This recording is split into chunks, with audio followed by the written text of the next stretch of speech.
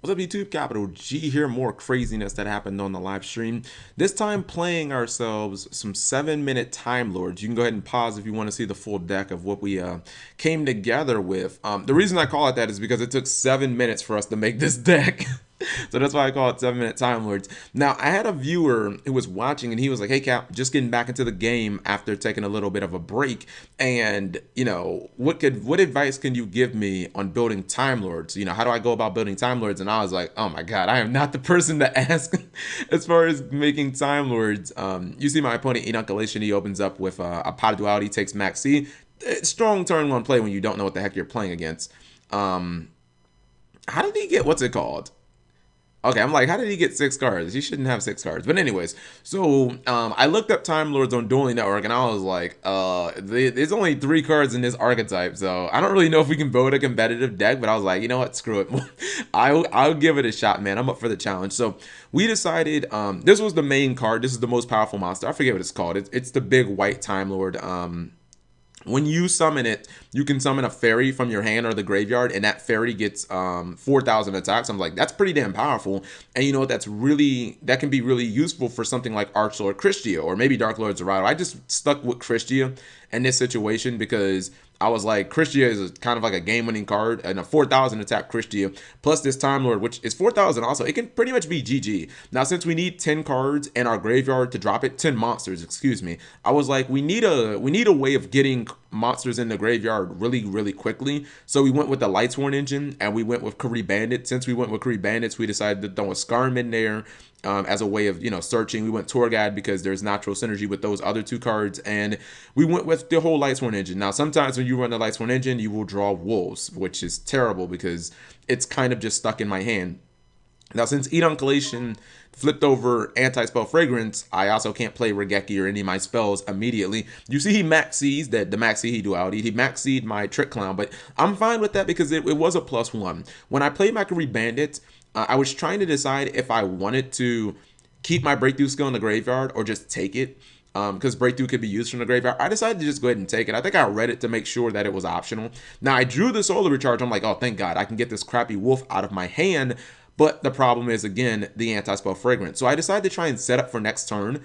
I don't really have any plays there. I can't summon anything in my hand. So I summon my Skarm, I blow it up so that I can get Tour Guide. I'm like, all right, at least next turn, not only can I go for Tour Guide, but then I can also Solar Recharge and get myself a brand new hand. Maybe I might mill like a wolf or something, get some advantage. He tries the in-phase Artifact Ignition, but I'm like, hold up, dog, you're under Anti-Spell Fragrance too.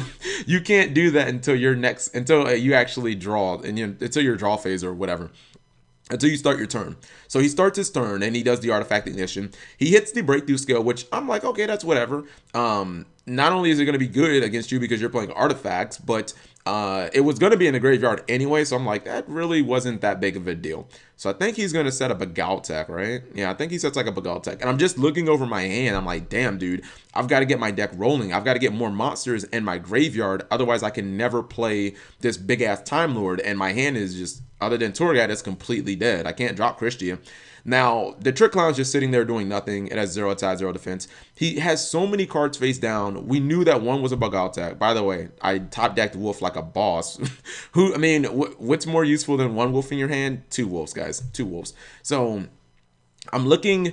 I don't really want to summon Tour Guide into this mini back row because I'm like, it's just going to get hit with Solemn. I mill a Christia and the other Time Lord. The other time, I think it's like Metallion or something like that. It's a really gimmicky card. Metiani or something like that. It's really, really gimmicky. It's like it spins back everything on the field and you like take no battle. And it has 0 attack too. It's one of the most gimmicky cards I've seen in a long time. But I think they're a 5D archetype. So I top deck another Trick Clown, which is kind of dead. I mean, I guess I could summon it in Nixie, but if I fall into like a Solemn, then I would basically lose one of my Trick Clown effects. And I've got Charge of the Light Brigade, which again, I can't activate. So I'm pretty much at this point, I'm thinking, and I'm like, there's no way to get around summoning the Tour Guide into the back row. So I'm just like, I'm just going to summon Tour Guide. I know it's going to get hit with a Solemn Warning or Solemn Strike. There's no way I can play around that. I have no back row destruction. So I might as well just throw my Tour Guide at the back row because at some point I'm going to have to get around this back row anyway. So I think that's what I do. I end up setting my Charge of the Light Brigade and Well, no, I was contemplating just summoning Trick Clown and attacking, but I was like, that could kind of get some damage in, but it's not a lot. I was like, dude, let me just get rid of the Solemn that I know you have back there. So I do end up getting a Solemn out of my tour guide. So, I mean, it's a 1-for-1. And if you ever summon a tour guide into 3 unknown back row, expect to get Solemns. That's just, there are 4 Solemn cards that people play, and you can, you can pretty much expect it. When I say 4, I mean 3 notice and 1 copy of warning, which some people play scolding as well. So, but I figured it wasn't going to resolve, so it just dies. And he activates artifact ignition. Now at this point I was like, okay, that's fine. He goes for his Beguile attack, and I immediately look at my graveyard. I'm like, oh, let's breakthrough skill that. And then I'm thinking, hold on, is it your turn? I'm like, wait a minute. Something funny is going on here. I'm like, hold up. Artifacts don't trigger on your turn. I was like, are you trying to do that on my turn? I was like, if you're doing that on my turn, I'm going to breakthrough skill it. If you're doing it on your turn, it won't even trigger. I was like, hold on, what the heck is going on here? So yeah, I tell him, I'm like, dude, artifacts only get summoned during your opponent's turn. And he just makes a simple misplay, but it's definitely going to cost him. It's going to cost him at the end of the duel, or towards the, as we get closer to the duel progression. It's definitely going to cost him. So you see a lot of people are spamming my Chet emoji. That's a fun emoji, by the way, too. We get that one a lot on Dueling Network. Yeah, we see people posting the Chet emoji. So I'm like, yeah, dude, your artifact doesn't trigger. Now at this point, I finally got something that could make my hand live. I got the Lumina. The Lumina does a lot because it can get Wolf out of my hand. It can get Trick Clown out of my hand. It can do some things for me. Not to mention I've got double riding in my graveyard. So it opens up a whole bunch of extra deck plays. And I'm still concerned about that one back row card. We know one is Moraltech. I'm looking at my, what's it called? I'm looking at my Time Lord, and now I'm counting my graveyard. I'm like, do I have 10? How close am I to having 10? I think at this point I have 9, right? Let me see. Yeah, I have 9. I have 9. So I basically need to get another card in the graveyard, but I can't add any. Like, I can't take anything out without adding anything in. I need to get another card in the graveyard. I can't drop Christia either. So I'm like, if I pull this off, I might be able to go for like a game-ending push. Because if I drop that Time Lord, I feel like I'm gonna win. That card is enough damage. Now he does max C me, and I'm like, oh crap. now I got to think about that, because not only am I going to get the ride in, but I'm like, do I want to go YOLO here? Do I want to activate the Trick Clown? You see here, I'm thinking, if he has like a torrential set, I'm probably gonna lose this duel. Like I'm pretty much gonna use everything on this one push, and then he's gonna draw 8 cards, and he's gonna torrential me, and I'm gonna lose. But I'm like, yo, YOLO, like fuck it. I don't stream to play scared, man. So now I'm thinking, how can I get more cards in the graveyard? And I looked at my extra deck a couple of times, and I decided on Minerva. I felt Minerva was the best play here. Even if I lose one of my Trick Clowns, it wouldn't matter if I could get some more cards in the grave.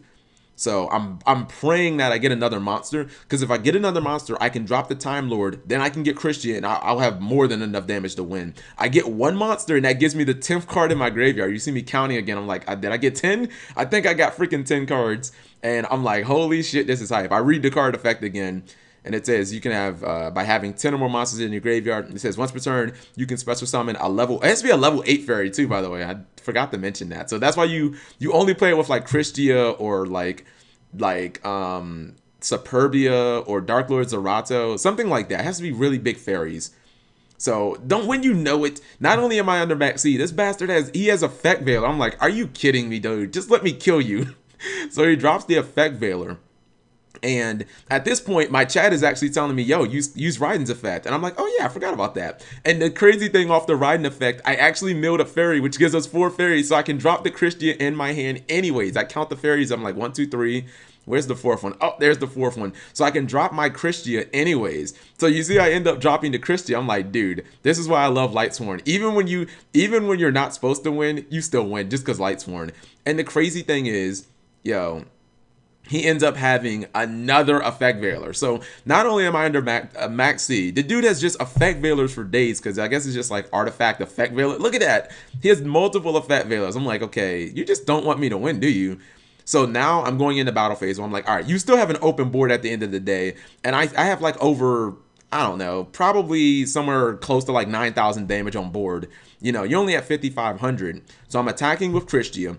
and he activates Call to Haunted, and I'm like, okay, I'm pretty sure I got you now. He goes for Bagaltech, but remember, I still got that Breakthrough skill in the graveyard. So I banish the Breakthrough skill, negate the Bagaltech. We know his face down is Morale Tech, and I'm like, yeah, pretty sure I have game, unless he has Honest. If he has Honest, he is truly just like, this guy is Yugi Moto, like recreated or, you know, reincarnated or something like that. So I end up getting game with the crazy kind of OTK-ish push, because that would have been game even if he had 8,000, maybe not 8,000, but it would have been game short of like him having full life points. So just a crazy duel where, you know, we build a deck in 7 minutes and we actually get a victory. Who would have thought Time Lords could actually be successful in 2016? Thank you guys for watching as always.